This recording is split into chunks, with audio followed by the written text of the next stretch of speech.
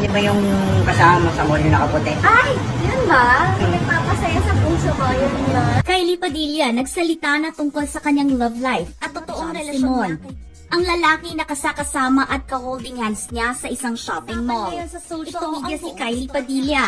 Matapos na sabihin ang kanyang totoong relasyon sa isang lalaki na kasakasama niya sa isang shopping mall.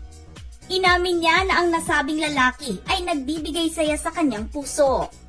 Ang kanyang revelasyon ay mapapanood sa TikTok video ni Francis Simon, isang celebrity fitness coach.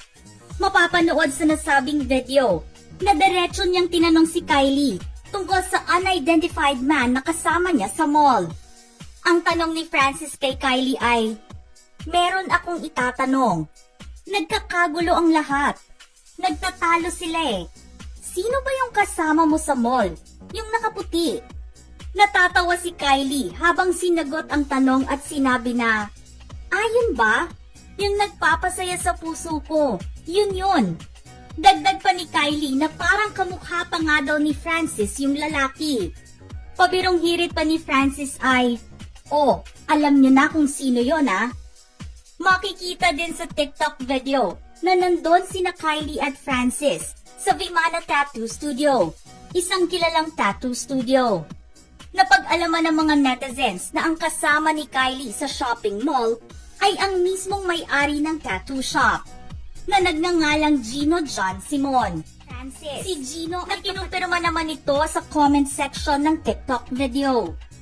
Natutuwa naman ang mga netizens sa relationship status ngayon ni Kylie Padilla base sa kanyang revelasyon sa TikTok video.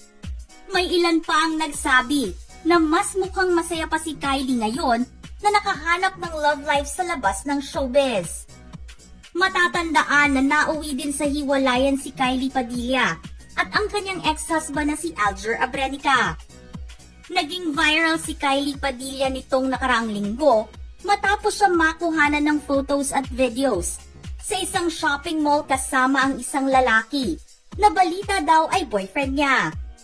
Napag-usapan na rin noon na ang nasabing lalaki ay nagmamay-ari ng isang tattoo shop.